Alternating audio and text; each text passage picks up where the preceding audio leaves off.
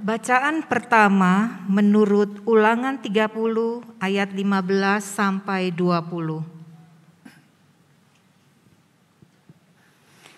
Ulangan 30 ayatnya yang ke-15 sampai 20. Ingatlah, aku menghadapkan kepadamu pada hari ini kehidupan dan keberuntungan, kematian dan kecelakaan. Karena pada hari ini aku memerintahkan kepadamu untuk mengasihi Tuhan Allahmu dengan hidup menurut jalan yang ditunjukkannya dan berpegang pada perintah, ketetapan dan peraturannya, supaya engkau hidup dan bertambah banyak dan diberkati oleh Tuhan Allahmu di negeri kemana engkau masuk untuk mendudukinya. Tetapi jika hatimu berpaling dan engkau tidak mau mendengar, bahkan engkau mau disesatkan oleh sujud menyembah kepada Allah lain dan beribadah kepadanya, maka aku memberitahukan kepadamu pada hari ini bahwa pastilah kamu akan binasa. Tidak akan lanjut umurmu di tanah kemana engkau pergi menyeberangi sungai Yordan untuk mendudukinya. Aku memanggil langit dan bumi menjadi saksi terhadap kamu pada hari ini. Kepadamu kuperhadapkan kehidupan dan kematian, berkat dan kutuk. Pilihlah kehidupan supaya engkau hidup, baik engkau maupun keturunanmu, dengan mengasihi Tuhan Allahmu, mendengarkan suaranya dan berpaut padanya. Sebab hal itu berarti hidupmu dan lanjut umurmu untuk tinggal di tanah yang dijanjikan Tuhan dengan sumpah kepada nenek moyangmu, yakni kepada Abraham, Ishak dan Yakub, untuk memberikannya kepada mereka. Demikianlah sabda Tuhan. Syukur kepada Allah.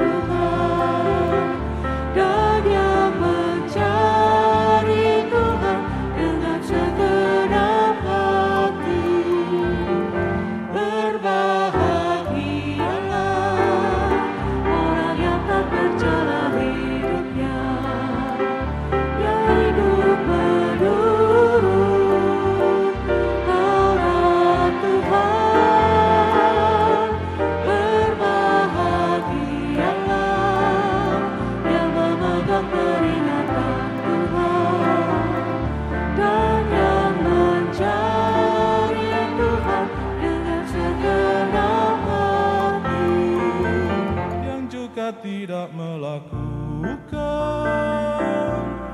kejahatan, tetapi yang hidup menurut jalan yang ditunjukkan oleh Tuhan.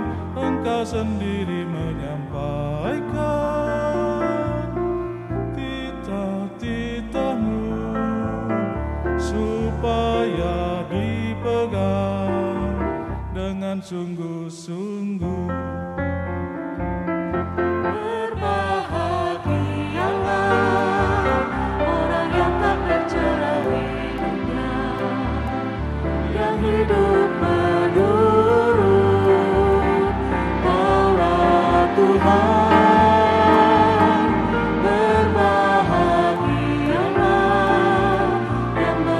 Peringatan Tuhan dan yang mencari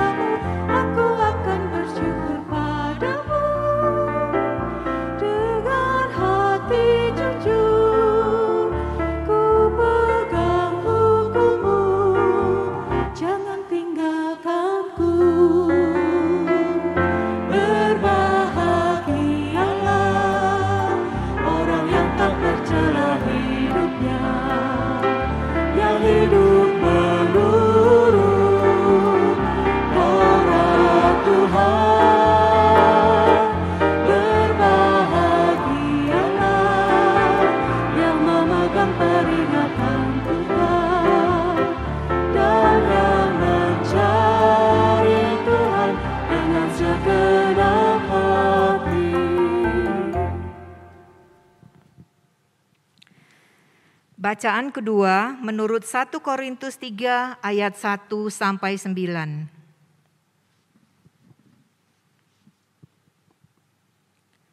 1 Korintus 3 ayat 1 sampai 9. Dan aku, saudara-saudara, pada waktu itu tidak dapat berbicara dengan kamu seperti dengan manusia rohani, tetapi hanya dengan manusia duniawi yang belum dewasa dalam Kristus. Susulah yang kuberikan kepadamu, bukanlah makanan keras, sebab kamu belum dapat menerimanya. Dan sekarang pun kamu belum dapat menerimanya, karena kamu masih manusia duniawi. Sebab jika di antara kamu ada iri hati dan perselisihan, bukankah hal itu menunjukkan bahwa kamu manusia duniawi dan bahwa kamu hidup secara manusiawi?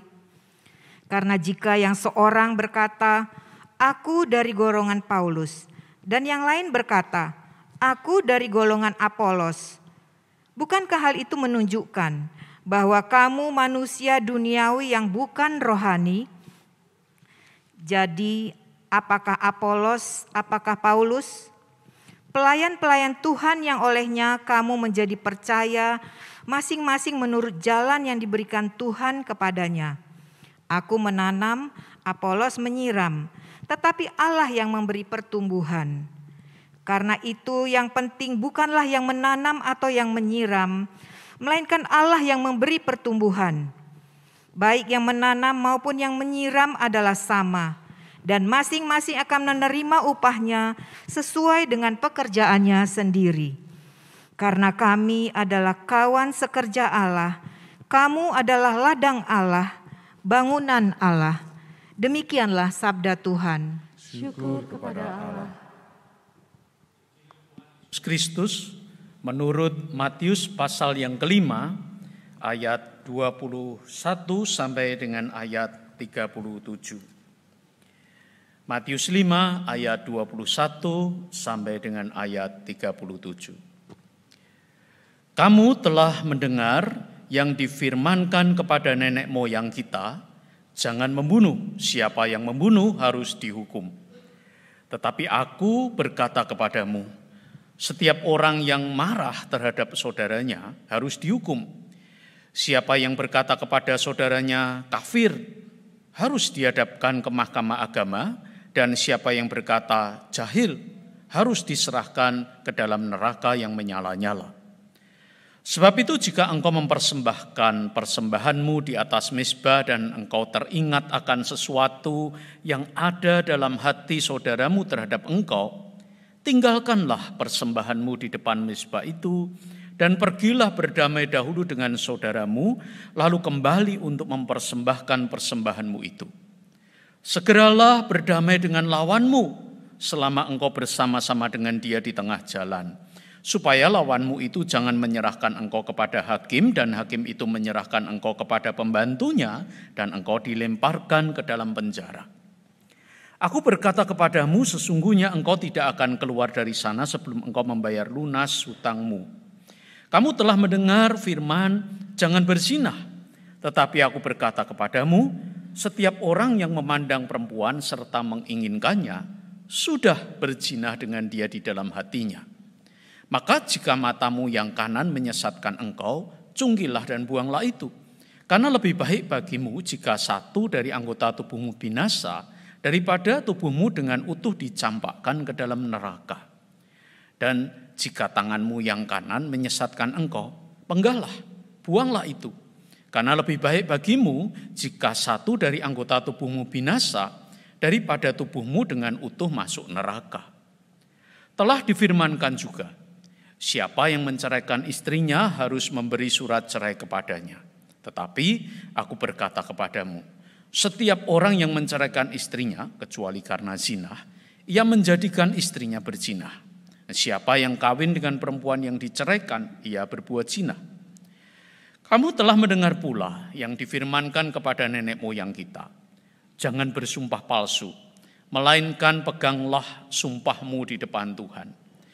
Tetapi aku berkata kepadamu, janganlah sekali-kali bersumpah baik demi langit, karena langit adalah tahta Allah, maupun demi bumi, karena bumi adalah tumpuan kakinya, ataupun demi Yerusalem, karena Yerusalem adalah kota raja besar.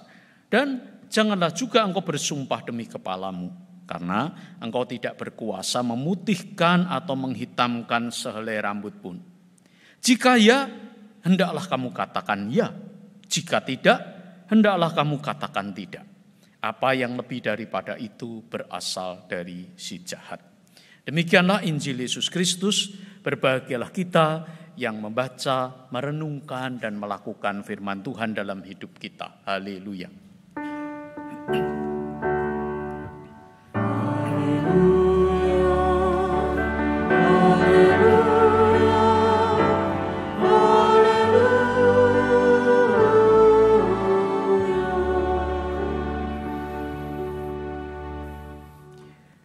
Ibu, Bapak, Saudari, dan Saudara, tema kita diambil dari pilihan atau dua pilihan yang diperhadapkan oleh Musa kepada umat Israel. Ada di Ulangan 30 ayat yang ke-15 dan juga diulangi lagi di ayat 19. Pilihan antara kehidupan dan kematian.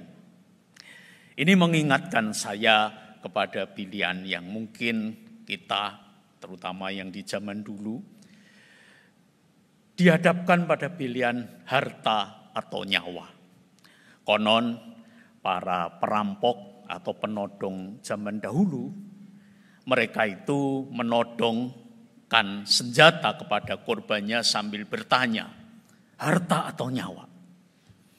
Jadi walaupun menodong atau merampok itu tetap sebuah kejahatan, tapi kalau dibanding-banding, perampok atau penodong zaman sekarang kadang lebih kejam, langsung membabat habis korbannya, tidak memilih harta atau nyawa, tapi baik harta atau nyawanya kadang-kadang diambil keduanya. Jadi yang zaman dulu lebih sopan dan lebih manusiawi kayaknya ya. Kita korban itu diminta memilih mana yang kita pilih. Saudara, pilihan semacam itu tentu mau tidak mau membuat kita harus memilih yang terbaik. Ya, siapa yang mau kehilangan nyawa? Walaupun tentu saja kita juga sebetulnya tidak mau kehilangan harta benda kita. Tetapi pilihan yang diucapkan atau disampaikan Musa kepada umat Israel itu bukankah sebetulnya relatif lebih mudah? Karena pilihannya adalah kehidupan dan kematian. Boleh dibilang sangat jelas. Apakah kalau dihadapkan pada dua pilihan itu ada di antara ibu, bapak, dan saudara semua yang sampai salah pilih? Ada yang mengatakan saya pilih kematian? Saya kira tidak mungkin. Sangat jelas bahwa kita semua memilih kehidupan. Jika begitu, apa maksud Musa menghadapkan pada dua pilihan ini? Tentu bukan karena mereka tidak bisa memilih mana yang baik. Tetapi Musa justru ingin mengingatkan mereka bahwa setiap pilihan yang mereka ambil, termasuk pada waktu mereka memilih kehidupan yang memang itu jelas-jelas lebih baik daripada kematian, ada konsekuensi yang ada di situ. Nah, kalau kita melihat apa yang dimaksudkan dengan kehidupan dan kematian, itu jelas bukan hanya soal kehilangan nyawa atau tetap punya nyawa. Itu tidak seperti pilihan harta atau nyawa, kalau kita pilih salah satu akan kehilangan yang lain. Bukan hanya itu, saudara. Karena di ayat 15, kata kehidupan itu disambung atau disandingkan dengan kata keberuntungan. Dan kata kematian itu dilanjutkan dengan kata dan kecelakaan. Di samping kontras kehidupan dan kematian, terikut di dalamnya itu ada kontras antara keberuntungan dan kecelakaan. Apa yang dimaksudkan dengan keberuntungan dan kecelakaan? Kalau kita melihat bahasa aslinya, bahasa Ibrani, kata keberuntungan itu diterjemahkan dari kata tov atau toba, Yang berarti itu adalah kebaikan secara luas. Semua yang baik untuk kehidupan kita. Sedangkan kata kecelakaan itu diterjemahkan dari kata ra, yang berarti kejahatan dalam arti luas. Atau semua yang buruk, semua yang jahat, yang berakibat jelek di dalam kehidupan kita. Jadi arti yang sesungguhnya di dalam bahasa Ibrani boleh dibilang lebih luas daripada sekedar keberuntungan, apalagi kalau kita memahaminya secara materi, atau kecelakaan kalau kita memahaminya hanya secara fisik saja. Jadi kalau kita bicara tentang kehidupan dan keberuntungan, serta kematian dan kecelakaan, itu berarti bicara seluruh kehidupan kita.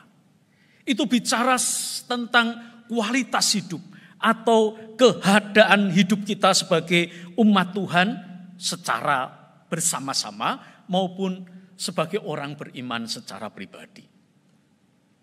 Kalau dikaitkan dengan sesuatu yang sangat penting di perjanjian lama, yaitu shalom, atau keadaan di mana kita menikmati kebahagiaan, kedamaian yang sejati bersama dengan Tuhan, saudara. Maka yang disebut dengan kehidupan itu adalah keadaan di mana kita bisa merasakan dan mengalami shalom itu. Persekutuan yang intim dengan Tuhan sampai kita bisa merasakan damai. Itu tadi kata-katanya dinyanyikan oleh adik Lindsay. Bahkan ketika di dunia ini atau dunia ini membuat kita kehilangan damai, kita masih bisa menemukan shalom itu di dalam Kristus. Peace in Christ. Saudara, itulah pilihan yang diperhadapkan kepada mereka. Jadi jelas ini lebih dari sekedar soal nyawa atau soal harta benda. Nah, bagaimana caranya atau konkretnya apa yang harus kita lakukan ketika kita memilih? Musa menjelaskan lebih lanjut mulai dari ayat 16 dan seterusnya. Tetapi salah satu kata penting ada di ayat 16 waktu Musa berkata, karena pada hari ini aku memerintahkan kepadamu untuk mengasihi Tuhan. Saudara, mengasihi Tuhan itu menjadi respon penting kalau kita hendak merasakan shalom. Mengapa begitu? Karena kasih Tuhan kepada kita itu sudah jelas. Itu sudah diberikan, itu sudah dilakukan. Itu bahkan sudah kita terima khususnya melalui Kristus. Dan juga melalui berbagai bentuk hal yang lain yang kita alami di dalam hidup kita. Jadi soal kasih Allah kepada kita, itu sudah tidak menjadi persoalan seharusnya bagi orang beriman. Musa sangat tahu betapa Allah itu mengasihi umatnya. Sehingga Musa tidak pernah mempersoalkan itu. Tapi yang menggelisahkan Musa adalah bagaimana respon umat Tuhan itu terhadap kasih Allah itu. Karena itulah saudara, kasih Allah itu menjadi kata kunci kalau kita hendak memilih kehidupan. Memilih hidup yang disertai dengan shalom itu. Kasih kepada Allah itu menjadi kata kunci kalau kita tidak ingin kehilangan shalom yang disediakan dan diberikan Tuhan oleh kasih-Nya kepada kita. Nah, kalau kita mengumpulkan seluruh leksionari hari ini, saudara, paling tidak ada dua wujud kasih Allah yang harus dan bisa kita kerjakan di dalam kehidupan kita. Yang pertama, saudara, melanjutkan Ulangan 30 ayat 16, di sana dikatakan bahwa mengasihi Allah itu dilakukan dengan hidup menurut jalan yang ditunjukkannya dan berpegang pada perintahnya. Singkat kata, saudara, melakukan yang baik, saudara, tetapi bukan dengan berbagai tujuan yang lain. Kita melakukan semua yang baik itu, saudara, kita wujudkan, tapi jangan lupa bahwa di balik semua itu, di belakang semua itu, motivasi yang paling utama itu adalah sebagai perwujudan kasih kita kepadanya. Saudara, kita tahu bahwa menuruti perintah Tuhan itu tidak gampang, ya tidak selalu mudah. Kita bergumul, berjuang, berusaha untuk itu. Dan kalau kita membaca saudara, misalnya di 1 Yohanes 5 ayat 3 di sana dikatakan, sebab inilah kasih kepada Allah, gagasannya sama. Apa itu kasih kepada Allah? Di sana kita juga diajari bahwa kita menuruti perintah-perintahnya. Dan 1 Yohanes pasal 5 ayat 3 itu menyambung dengan perintah-perintahnya itu tidak berat. Nah, saya membayangkan penulis surat Yohanes ini mengajarkan kita untuk melihat bahwa perintah-perintah itu tidak sulit kalau itu menjadi aliran kasih Allah yang keluar dari dalam hati kita. Mungkin itu mirip dengan kalau kita mencintai seseorang. Seorang cowok mencintai gadisnya atau sebaliknya. Seorang gadis yang mencintai pacarnya. Dia melakukan banyak hal itu dengan ringan karena cinta itu. Orang tua yang juga melakukan hal yang sama kepada anaknya. Dengan berbagai macam pekerjaan yang rumit dan banyak. Tapi dilakukan dengan dalam tanda kutip ringan karena cintanya kepada anak. Saudara, segala sesuatu yang mengalir dari kasih. Itu akan kita lakukan dengan rasa ringan. Nah, apalagi kalau kasih kepada Allah. Saudara, jadi kalau kita mau memeriksa apa yang kita kerjakan, kita tahu bahwa kita bisa melakukan banyak hal itu karena berbagai motivasi. Kita bisa berbuat baik karena sebagai balas budi atas kebaikan orang lain. Jadi seharusnya semakin banyak orang lain berbuat baik kepada kita, kita juga harusnya semakin terdorong untuk berbuat baik kepada semakin banyak orang. Maklum, ya wajar, manusia memang begitu. Bahkan kalau kita tidak membalas kebaikan orang lain, itu malah dianggap tidak tahu aturan, tidak tahu berterima kasih. Tetapi pertanyaannya saudara, bagaimana kalau kita tidak mendapatkan kebaikan? Apakah kita lalu kemudian kehilangan motivasi untuk berbuat baik? Kadang-kadang kita juga berbuat baik, saudara, termasuk di dalam pelayanan, karena kita senang dipuji. Siapa yang tidak senang setelah melakukan sesuatu yang baik, orang menghargai kita. Terima kasih ya Pak buat pelayanannya, terima kasih ya sudah menjadi berkat. Tentu hati kita senang. Tetapi pertanyaannya, kalau kita tidak mendapat pujian serupa, apakah kemudian kita berhenti melakukan pelayanan? Bahkan saudara, kalau kita melihat pemikiran teologis yang benar sebetulnya saudara, dan seringkali dijadikan landasan, kita melakukan kebaikan termasuk melayani sebagai ucapan syukur kita atas karya keselamatan yang Tuhan berikan kepada kita. Tentu tidak salah. Tetapi lebih dari itu saudara, itu merupakan perwujudan dari kasih kita kepada Allah.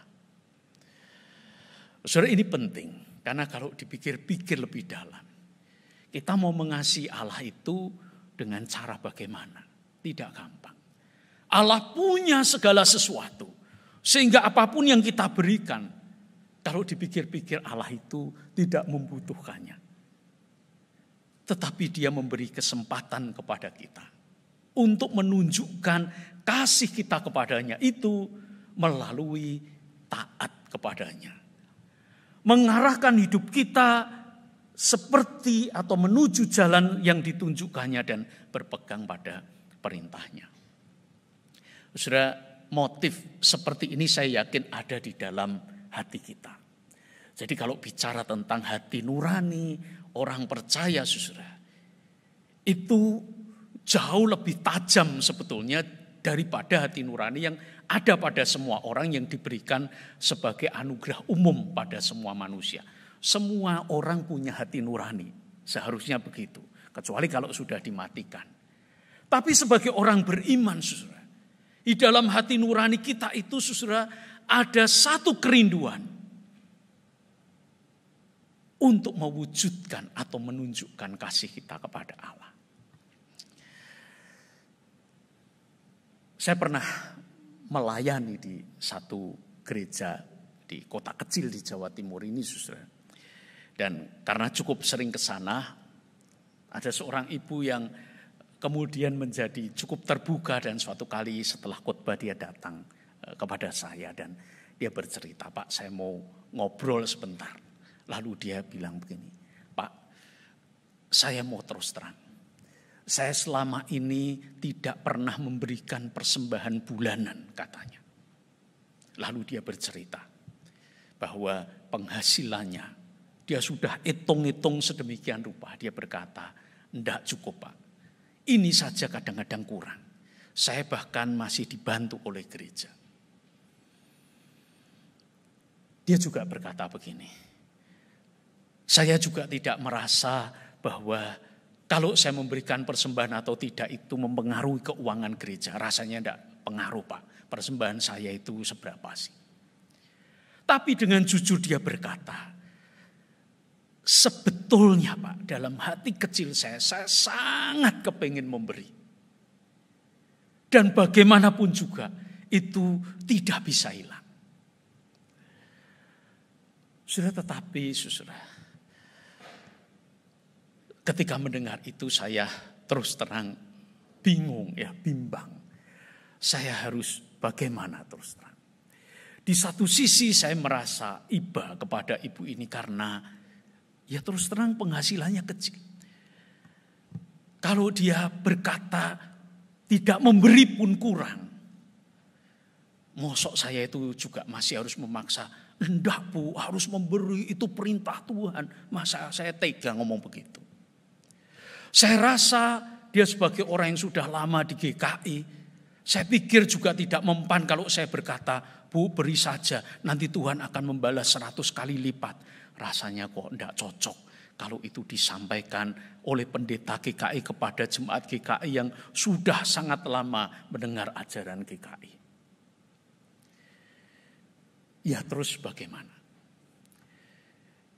Di sisi lain, saya tahu bahwa ada kerinduan yang mendalam untuk melakukan itu. Entah bagaimana dan karena alasan apa yang dicari kemana-mana mungkin tidak ketemu. Tapi yang jelas itu ada di dalam hati dia. Karena itulah saya cuma bisa bilang, "Bu, ayo kita berdoa." Kegelisahan yang ada di dalam hati ibu itu adalah kegelisahan rohani. Itu kegelisahan seorang anak Tuhan yang ingin menunjukkan kasihnya kepada Tuhan.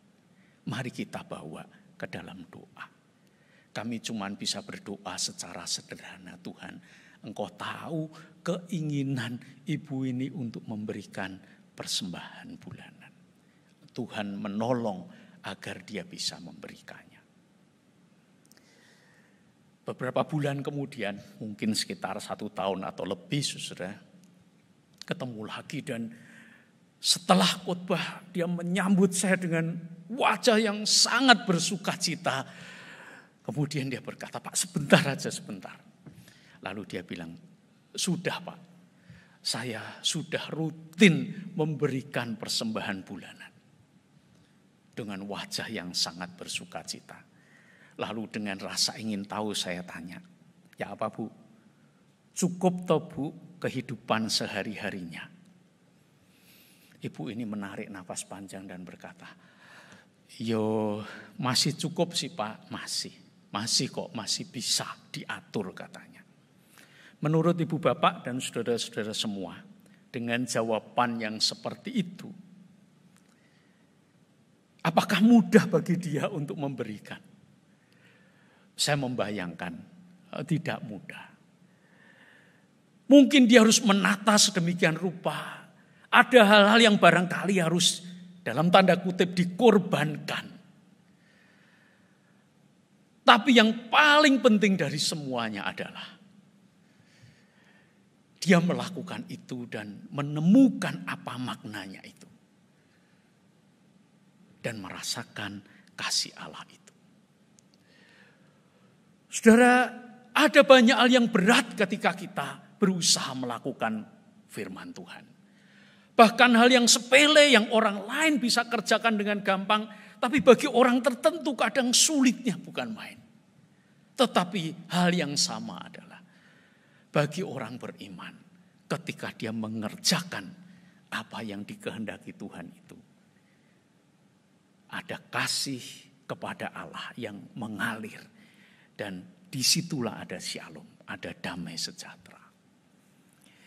Yang kedua, cara yang mungkin sudah tidak asing bagi kita adalah mengasihi Allah dengan mengasihi sesama. Dan kalau kita mengingat ajaran Kristus sendiri, saudara, itu bukan yang lebih rendah, tapi yang sama dengan itu. Ketika Yesus merangkum seluruh hukum Taurat, saudara, dia merangkumnya menjadi kasih Allah dan kasih kepada sesama. Itu seperti sekeping mata uang, saudara, yang punya dua sisi yang tidak bisa dihapus salah satu. Kalau kita mengasihi Allah, kasih kepada Allah itu salah satu wujudnya yang mengalir adalah kasih kepada sesama kita. Karena itu dalam bacaan Injil kita di Matius 5, Tuhan mengingatkan kepada orang-orang yang dalam tanda kutip menunjukkan kasihnya kepada Allah melalui kesalehan mereka, rutin memberikan persembahan dan sebagainya. Di ayat 23 Tuhan mengatakan, jika engkau memberikan persembahanmu di atas mezbah dan engkau teringat ada sesuatu di dalam, bukan di dalam hati dia saja ya, tapi di dalam hati saudaramu terhadap engkau, masih ada ganjelan di dalam hatinya. Tanpa ragu-ragu Yesus mengatakan, tinggalkan persembahanmu, bereskan dulu hubunganmu dengan sesamamu itu, lalu kemudian baru kembali mempersembahkan. Saudara, Yesus secara konsisten mengatakan bahwa kasih kepada sesama itu pun adalah wujud konkret dari kasih kepada Allah. Sekali lagi, Allah kita adalah Allah yang tidak membutuhkan apa-apa kepada kita. Tapi kalau kita bertanya kepada Dia, Tuhan, engkau tidak perlu apa-apa dari saya. Harta saya, tenaga saya, engkau punya dan engkau bisa pakai siapapun selain saya. Lalu kalau aku mau berterima kasih kepadamu, apa yang harus aku lakukan untuk engkau? Tuhan akan menjawab, lakukanlah kepada saudara-saudaramu, kepada sesamamu. Saudara, itu sebabnya kita diajar untuk melakukan hal yang baik kepada sesama, seakan-akan kita mengerjakannya untuk Tuhan. Artinya saudara, kita tidak melihat siapa atau untuk apa atau bagaimanapun respon orang itu kepada kita. Tapi kita mengerjakannya sebagai wujud kasih kita kepada Allah. Saudara, apa tantangan terbesar di dalam hal ini? Ya tentu saja soal memberi kepada sesama itu saudara menjadi tantangan. Bahkan kalaupun kita adalah orang-orang yang berkelimpahan saudara, kadang-kadang kita masih pilih-pilih kan ya, harus memberi kemana ya. Ya kalau orangnya orang yang bertanggung jawab, orangnya bisa menghargai pemberian saya, enggak apa-apa Pak, saya bantu. Saya kira manusiawi, ya. Saya kira wajar. Tetapi saudara sekali lagi, seharusnya hal-hal semacam begitu tidak membatasi kita untuk memberi apalagi melayani. Nah kalau begitu saudara, tantangan terbesarnya di mana? Tantangan terbesarnya adalah pada waktu kita menghadapi respon reaksi atau relasi yang tidak ideal. Relasi yang di dalamnya ada konflik atau perselisihan. Karena itu dalam leksionari hari ini, contoh kasusnya adalah apa yang terjadi di jemaat di Korintus. Saya kira menarik saudara, karena Paulus saudara menempatkan dirinya di situ jelas-jelas di satu sisi sebagai semacam oposisi bagi Apolos. Paulus di ayat yang keempat di 1 Korintus 3 menyebut ada orang yang mengatakan aku dari golongan Paulus, ada yang berkata aku dari golongan Apolos. Jelas Paulus adalah pelayan yang tidak mau mencari keuntungan diri sendiri, kita tahu itu.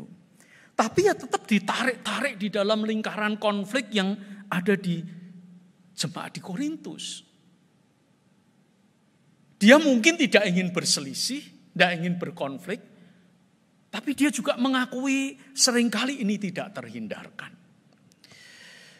Karenanya saudara, bagi Paulus yang paling penting adalah bagaimana menyelesaikan, menghadapi konflik itu. Dan itu saudara dikatakan di ayat 1 dan 2 sebagai bentuk daripada kedewasaan rohani kita.